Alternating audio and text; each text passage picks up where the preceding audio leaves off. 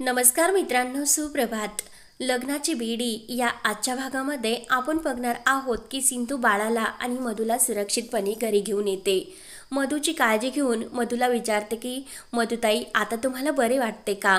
आणि खरंच मी आभार कसे मानू तेच समजत नाही, कारण आपल्यामध्ये खूप काही असे वाईट आणि चांगल्या गोष्टीसुद्धा घडल्या, पण इतके सर्व सोडून तुम्ही मला जगातला कोणताही आनंद कोणी देऊ शकणार नव्हता तो आनंद दिला, म्हणून ती मधूचे आभार व्यक्त करत असते. मधूला डिलिव्हरी झाल्यामुळे वेदना होत असतात. सिंधू म्हणते की मधुताई, तुम्हाला काही दिवसानंतर बरे वाटेल तोपर्यंत तुम्ही तुमची काळजी घ्या. तेवढ्यात राघव घरी येतो आणि राघव म्हणतो की सिंधू, खरंच सॉरी, कारण मी येण्याचा खूप प्रयत्न केला आणि सिंधू नंतर मी तुला फोन करण्याचा खूप प्रयत्न केला पण तुझा फोनच लागत नव्हता. मी हॉस्पिटलमध्ये सुद्धा गेलो पण तेथे सुद्धा तुम्ही नव्हतात. आणि काय झाले, डिलिव्हरी कशी झाली, कुठे झाली, असे अनेक प्रश्न राघव घाईने सिंधूला विचारत असतो. सिंधू मात्र खुश होऊन राघवला सांगते, शांत बसा. आणि सिंधू बाळाला घेते आणि राघवच्या हातात देते आणि हे आपलं बाळ. राघव खूपच खुश होऊन बघत असतो आणि राघव हे आपलं बाळ आहे. तर लगेच मधू त्या दोघांकडे बघत असते. राघव म्हणतो की सिंधू, मी बाबा झालो आणि हे आपलं बाळ. तू आई झाली आणि मी बाबा झालो, म्हणून राघव बाळाकडे बघत सिंधूला मिठीत घेतो. मात्र मधूचा खूप असा जळफळाट होतो. त्यानंतर राघव सिंधूला विचारतो की सिंधू, तुम्ही हॉस्पिटलला पोहोचले नाहीत, मग डिलिव्हरी कुठे झाली आणि कशी झाली? तर सिंधू सांगू लागते, आपला फोन जेव्हा बंद झाला तेव्हा गाडी अचानक बंद पडली. गाडीसुद्धा चालू होत नव्हती आणि मी अनेक गाड्यांना थांबवण्याचा प्रयत्न केला पण कोणतीही गाडी थांबली नाही. झालेला सर्व प्रकार सिंधू राघवला सांगते. आणि अचानक अशा आलेल्या संकटाने मधुताईंची डिलिव्हरी मला तिथे रोडमध्येच करावी लागली, पण तेथे अनेक बायका होत्या, त्या मदतीसाठी धावून आल्या आणि मी हे सर्व शक्य करू शकले. आणि बाळ आणि मधुताई आता दोघे सुद्धा सुरक्षित आहे. राघव म्हणतो की कमाल आहे सिंधू तुझी, तू इतक्या सहजपणे शांतपणे हे सर्व कसे मॅनेज केले? सिंधू म्हणते की हे करावंच लागत होतं, कारण हे आपल्या बाळाचा प्रश्न होता. त्यानंतर राघव आणि सिंधू बाळाला घेतात आणि घरातील देवपूजा जेचे मंदिर असते तेथे येतात. सिंधू देवाला हात जोडून म्हणते की बाप्पा, हे सर्व तुझ्यामुळे शक्य झाले आणि तुझ्यामुळे आज आम्हाला आईबाबा होण्याचे सौभाग्य मिळाले.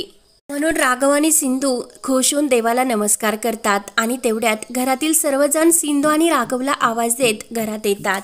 आणि हे सर्वजण कुठे गेलात असे ऋतुराज आणि ऋतुजा म्हणत असते. तेव्हा सिंधू राघवच्या हातामध्ये बाळ बघून रत्नपारखी कुटुंबाला तर इतका आनंद झालेला असतो आणि कुणाचा आनंद गगनात मावण्यासारखा होतो. काकू विचारते की अगं बाळ आणि मधू तर ठीक आहे ना? तर सिंधू म्हणते की हो काकू. तर सिंधू काकूच्या हातामध्ये बाळ देत काकू हा आपल्या रत्नपारखी कुटुंबाचा वंश असे म्हणते. तर लगेच काकू बाळाला बघून म्हणते की खरंच बाळ खूप गोड आहे. रत्नाकर म्हणतो की खरंच खूपच गोड. आणि लगेच काकू म्हणते की राजश्री, बाळाची दृष्ट काढ, बाळ खरंच खूप सुंदर आहे, म्हणून बाळाचे खूप कौतुक होत असते. ऋषभ म्हणतो की खरंच बाळ खूप गोड आहे. ऋतुजा म्हणते की बाळ अगदी राघवसारखं दिसतं. रेश्मा म्हणते की अहो आई, काही काय बोलता, बाळ अगदी सिंधूसारखं आहे. राजश्री म्हणते की अगं तुमच्या दोघींचे काय चालले? तर आज तर बाळाचा जन्म झाला, कधी तो राघवसारखा दिसेल आणि कधी सिंधूसारखा सुद्धा. काकू बाळाला हातात घेते तर काकूला काकूच्या मिस्टरांची आणि रायाची बाळाकडे बघून खूप आठवण येते. राजश्री म्हणते की काकू, आता रडायचे नाही, आता आनंदाचा दिवस आहे, त्यामुळे आता फक्त हसायचे. राजश्री म्हणते की आपला राया जिथे कुठे असेल ना, तो खरंच बाळाला आशीर्वाद देत असेल. काकू म्हणते की मी रडत नाही राजश्री, बाळाला आशीर्वाद देते, कारण मला खूपच आनंद झाला, आनंद अश्रू आहे ते. सिंधू म्हणते की काकू, तुम्हाला पहिला मुलगा हवा होता ना, मग तुम्हाला पहिला मुलगाच झाला म्हणजे नातू, आणि हा रत्नपारख्यांचा नातू आणि वंश. तर काकू म्हणते की हो, मला पहिला मुलगाच हवा होता आणि हा माझा नातू रत्नपारखी कुटुंबाचं नाव खरंच खूप मोठं करीन. तर राजश्री म्हणते की काकू, माझ्याकडे दे ना बाळाला. तर लगेच राजश्री बाळाला घेते आणि बाळाला बघून राजश्रीला खूपच आनंद होतो आणि ती सिंधू राघवचे आभार मानते, कारण तुम्ही आम्हाला खरंच खूप मोठा जगातला आनंद दिला. राघव म्हणतो की आई, खरं तर कौतुक सिंधूचं केलं पाहिजे, कारण तिने कोणत्या संकटात डिलिव्हरी केली आणि बाळ आणि मधू या दोघांना सुद्धा सुरक्षित घरी घेऊन आली. राघव सिंधूला जवळ घेऊन, सिंधू खरंच तुझा मला अभिमान वाटतो, कारण हे सर्व तूच शक्य केले. तर लगेच काकू विचारते की बाळ आणि मधू यांना सुरक्षित घरी आणले म्हणजे नेमकं काय झाले.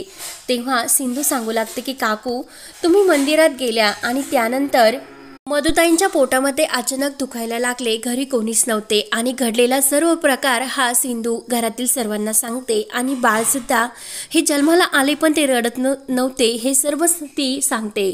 तर राघव म्हणतो की खरंच मला सिंधूचा अभिमान वाटतो. राघव म्हणतो की आज बाळ आपल्याबरोबर असण्याचं मुख्य कारण म्हणजे सिंधू आहे आणि ती जगातली एक बेस्ट आई म्हणून तिने आज हे प्रूव्ह करून दाखवले. इतक्या कठीण परिस्थितीत सिंधूने बाळाची आणि मधूची खूप काळजी घेतली आणि मधूची व्यवस्थित डिलिव्हरी केली आणि आपल्या समोर बाळ बघून असे वाटते की बाळ खरंच खूप सुरक्षित आहे, म्हणून सिंधूला मानलं पाहिजे.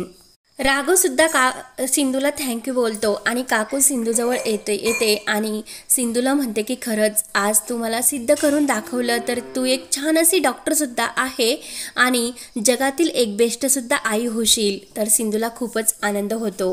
काकू म्हणते की सिंधू, मी तुला खूप काही बोलले, तुझा अपमान केला, पण आज मला माझी चूक समजली, कारण मी आज तुझ्यामुळे हा आनंद उपभोगू शकले आणि आजी झाले.